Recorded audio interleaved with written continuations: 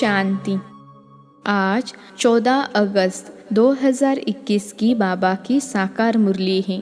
मुरली के महावाक्य हैं, मीठे बच्चे, तुम ड्रामा के गुप्त राज को जानते हो कि यह संगम युग ही चढ़ती कला का युग है।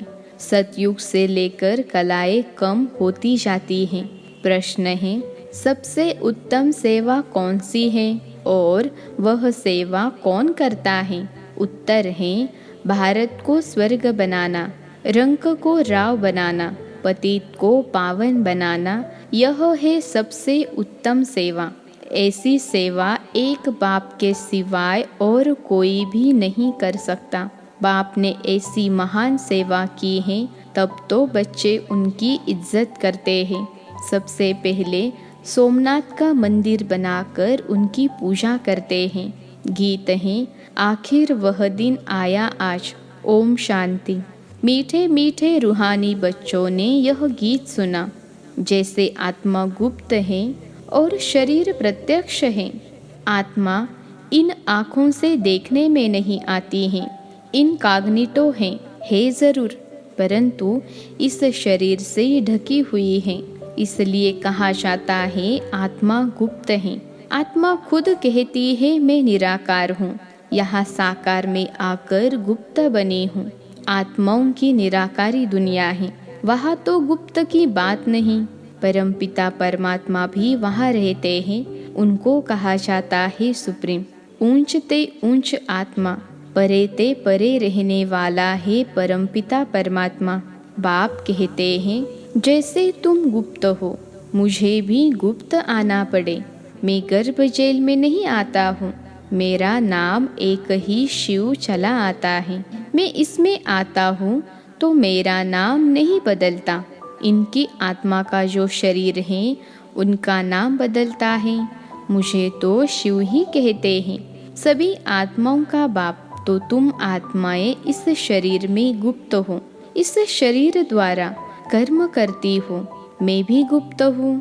तुम बच्चों को यह ज्ञान अब मिल रहा है कि मैं आत्मा इस शरीर से ढकी हुई हूँ। आत्मा है इनकॉग्निटो, शरीर है कॉग्निटो। मैं भी अशरीरी हूँ। बाप इनकॉग्निटो इस शरीर द्वारा सुनाते हैं। तुम भी इनकॉग्निटो हो, शरीर द्वारा सुनते हो। तुम जानते हो बाबा आया हुआ है। बाप आते हैं भारत को फिर से गरीब से साहूकार बनाने। तुम कहेंगे हमारा भारत गरीब है, सब जानते हैं, परंतु उनको कोई पता ही नहीं कि हमारा भारत साहूकार कब था, कैसे था। तुम बच्चों को बहुत नशा है। हमारा भारत तो बहुत साहूकार था, दुख की बात नहीं थी। सतयुग में दूसरा कोई धर्म नहीं था, एक ही देवी देवता धर्म था। यह किसको पता नहीं। यह जो वर्ल्ड की हिस्ट्री ज्योग्राफी है, यह कोई नहीं जानते हैं। तुम अच्छी रीति समझते हो। हमारा भारत बहुत साहूकार था, अभी बहुत गरीब है। अब फिर बाप आए हैं साहूकार बनाने। भारत सतयुग में बहुत साहूकार था, जबकि देवी देवताओं का राज्य था। फिर राज्य कहाँ चला गया, यह कोई नहीं जानते हैं। ऋषि मुनि आदि भी कहते हम रचता और रचना को नहीं जानते हैं। बाप कहते हैं सतयुग में इन देवी देवताओं को रचता रचना का ज्ञान नहीं था। आदि मध्य अंतों को नहीं जानते। अगर उन्हों को यह ज्ञान हो कि हम सीढ़ी उतरते रसातल में जाएंगे तो बादशाही का सुख भी न रहे, चिंता लग जाए। अभी तुमको चिंता लगी हुई है कि हम तमो प्रधान से सतो प्रधान कैसे बने। हम आत्माएं जो निराकारी दुनिया में रहती थीं, वहाँ से फिर कैसे सुखधाम में आई, यह भी ज्ञान है। हम अभी चढ़ती कला में हैं। यह 84 जन्मों की सीढ़ी है। इसके बीच में क्या होता है, यह भी तुम जानते हो। सतयुग में सब तो नहीं आएंगे। ड्रामा अनुसार हर एक एक्टर नंबरवार अपने अपने समय पर आकर पार्ट बजाएंगे। अभी तुम बच्चे जानते हो गरीब निवास किसको कहा जाता है, दुनिया नहीं जानती। गीत में भी सुना, आखिर वह दिन आया आज। यह सब है भक्ति।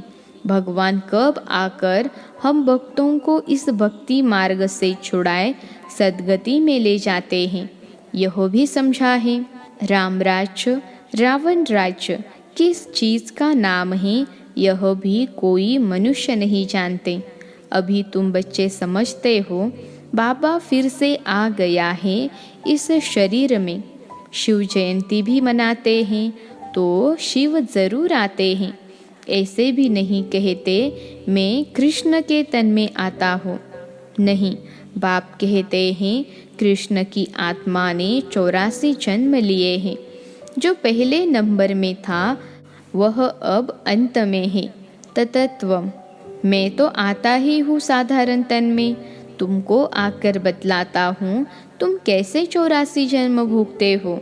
इस समय देवता धर्म का तो एक भी अपने को समझते नहीं हैं, क्योंकि सतयुग को बहुत दूर ले गए हैं। कल्प की आयु लाखों वर्ष लिख दी हैं। वास्तव में ड्रामा की हिस्ट्री तो बहुत छोटी है।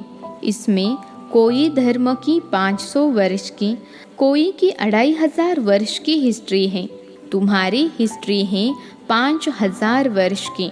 देवता धर्म वाले ही स्वर्ग में आएंगे और धर्म तो आते ही बाद में हैं। देवता धर्म वाले ही और धर्मों में कन्वर्ट हो गए हैं। ड्रामा अनुसार फिर भी ऐसे ही कन्वर्ट हो जाएंगे, फिर अपने अपने धर्म में लौट कर आएंगे। बाप समझाते हैं बच्चे, तुम तो विश्व के मालिक थे, तुम अभी समझते हो बाबा स्वर्ग की स्थापना करने वाला है, तो हम क्यों नहीं स्वर्ग में होंगे। बाप से हम वर्षा जरूर लेंगे, तो इससे सिद्ध होता है कि यह हमारे धर्म का है। जो नहीं होगा वह आएंगे ही नहीं, कहेंगे पराए धर्म में क्यों जाए। तुम बच्चे जानते हो सतयुग नई दुनिया में देवताओं को बहुत सुख थे, सोने के महल थे। सोमनाथ के मंदिर में कितना सोना था, ऐसा कोई दूसरा मंदिर होता ही नहीं। उसमें बहुत हीरे जवाहरात थे। बौद्ध आदि के कोई हीरे जवाहरों के महल नहीं होंगे। तुम बच्चों को जिस बाप ने इतना ऊंचा बनाया है, उनकी तुमने कितनी इज्जत रखी है। जो अच्छा कर्म करके जाते हैं उनकी इज्जत रखी जाती है। अभी तुम जानते हो सबसे अच्छे कर्म पतित पावन बाप ही करके जाते हैं। तुम्हारी आत्मा कहती है सबसे उत्तम से उत्तम सेवा बेहद का बाप आकर करते हैं। हमको रंक से राव, बेगर से प्रिंस बना देते हैं। जो भारत को स्वर्ग बनाते हैं उनकी भी इज्जत कोई नहीं रखते। तुम जानते हो ऊंच ते ऊंच मंदिर गाया हुआ है सोमनाथ का, जिसको लूट ले गए। लक्ष्मी नारायण के मंदिर को कभी कोई ने लूटा नहीं है, सोमनाथ के मंदिर को लूटा है। भक्ति मार्ग में यह बहुत धनवान होते हैं। राजाओं में भी नंबरवार होते हैं ना। जो ऊंच मर्तबे वाले होते हैं उनकी छोटे मर्तबे वाले इज्जत करते हैं। दरबार में भी नंबरवार बैठते हैं। बाबा तो अनुभवी है ना। यहाँ की दरबार हैं पतित राजाओं की, पावन राजाओं की दरबार कैसे होगी। जबकि उन्होंने पास इतना धन होगा तो उन्होंने घर भी इतना ही अच्छा होगा। अभी तुम जानते हो बाबा हमको पढ़ा रहे हैं, स्वर्ग की स्थापना करा रहे हैं। हम महाराजा महारानी स्वर्ग के बनते हैं, फिर हम गिरते हैं, फिर हम पहले पहले शिव बाबा के पुजारी बनेंगे। जिसने स्वर्ग का मालिक बनाया उनकी हम पूजा करेंगे। वह हमको बहुत साहूकार बनाते हैं। अभी भारत कितना गरीब है, आगे इतना गरीब नहीं था, बहुत खुशी में रहते थे। जो ज़मीन 500 रुपए में ली थी वह आज 5000 में भी नहीं मिलती है। वहाँ तो धरने का मूल्य होता नहीं, जिसको जितना चाहिए ले लेवे। ढेर की ढेर जमीन पड़ी होगी। मीठी नदियों पर तुम्हारे महल होंगे ना। मनुष्य बहुत थोड़े होंगे। प्रकृति दासी होगी। फल फूल बहुत अच्छे मिलते रहते हैं। अभी तुम कितनी मेहनत करते हो, लेकिन सूखा पड़ जाता है तो अन्न नहीं मिलता है। तो गीत सुनने से तुम्हारे रोमांच खड़े हो जाने चाहिए। बाप को गरीब निवास कहते हो। अब अर्थ समझा ना, किसको साहूकार बनाते हैं। ज़रूर यहाँ जो आएंगे उनको साहूकार बनाएंगे ना। तुम बच्चे जानते हो, हमको पावन से पतित बनने में 5000 वर्ष लगे हैं। अभी फिर फट से बाबा पतित से पावन बनाते हैं, ऊंचते ऊंच बनाते हैं।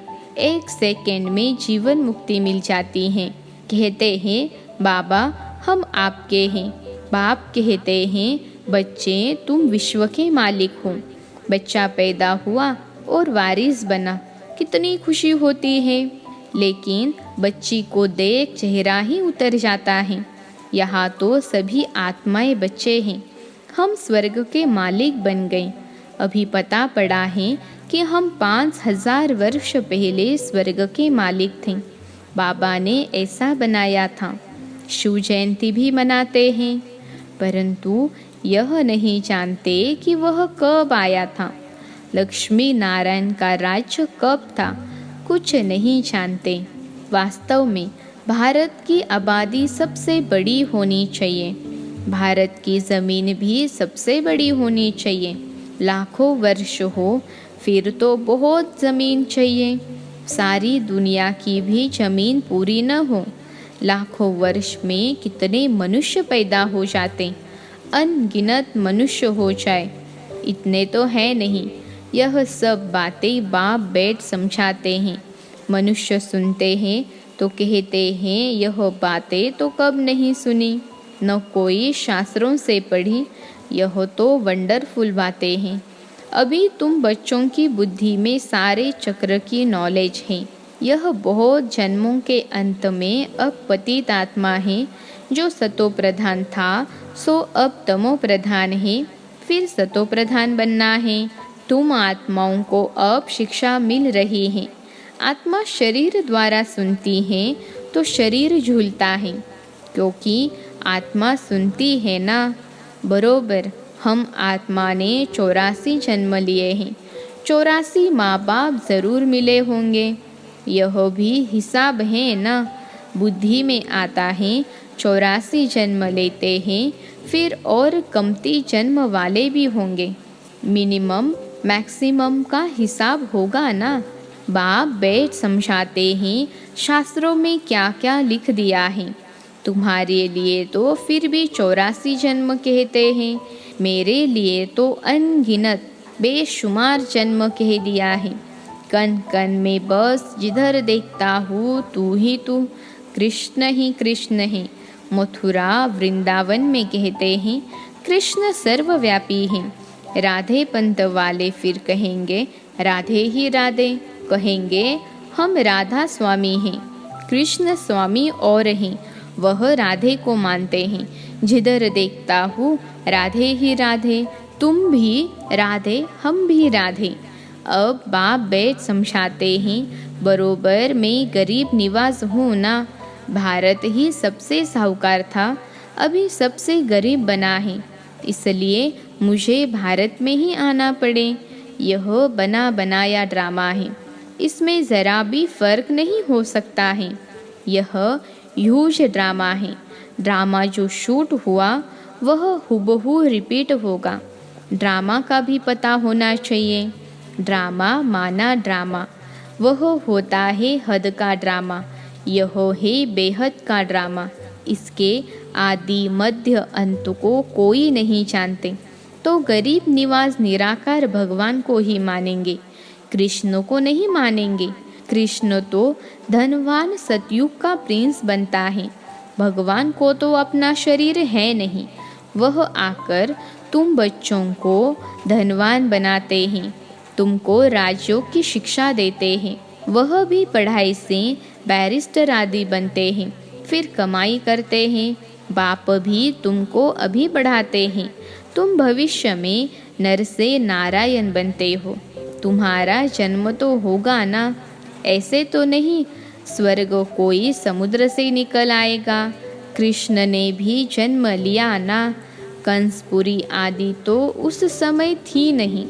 कृष्ण का कितना नाम गाया जाता है, उनके बाप का नाम ही नहीं।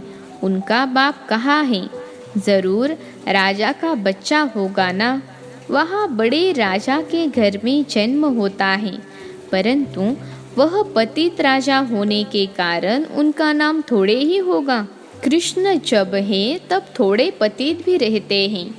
जब वह बिल्कुल खलास हो जाते हैं तब वह गद्दी पर बैठते हैं, अपना राज चले लेते हैं। तब ही उनका संवत शुरू होता है। लक्ष्मी नारायण से ही संवत शुरू होता है।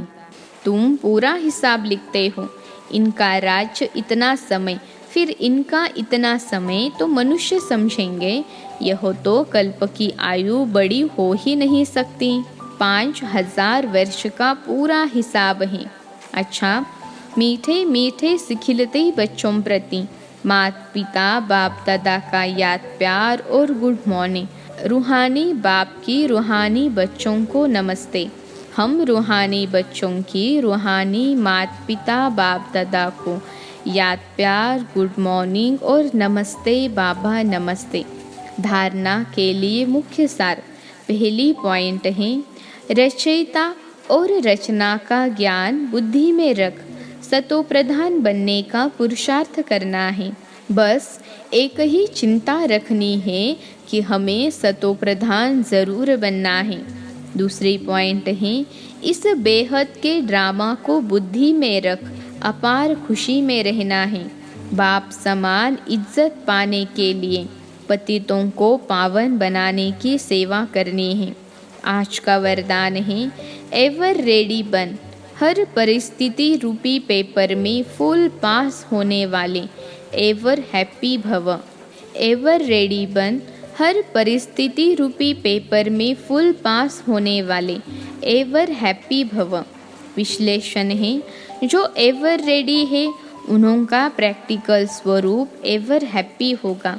कोई भी परिस्थिति रूपी पेपर व प्राकृतिक आपदा द्वारा आया हुआ पेपर व कोई भी शारीरिक कर्मभोग रूपी पेपर आ जाए, इन सब प्रकार के पेपर्स में फुल पास होने वाले को ही एवर रेडी कहेंगे। जैसे समय किसके लिए रुकता नहीं, ऐसे कभी कोई भी रुकावट रोक न सके। माया के सूक्ष्म व स्थूल विघ्न 1 सेकेंड में समाप्त हो जाए, तब एवर हैप्पी रह सकेंगे। आज का स्लोगन है, समय पर सर्व शक्तियों को कार्य में लगाना, अर्थात मास्टर सर्वशक्तिमान बनना। समय पर सर्व शक्तियों को कार्य में लगाना अर्थात मास्टर सर्वशक्तिमान बनना। अच्छा, ओम शांति।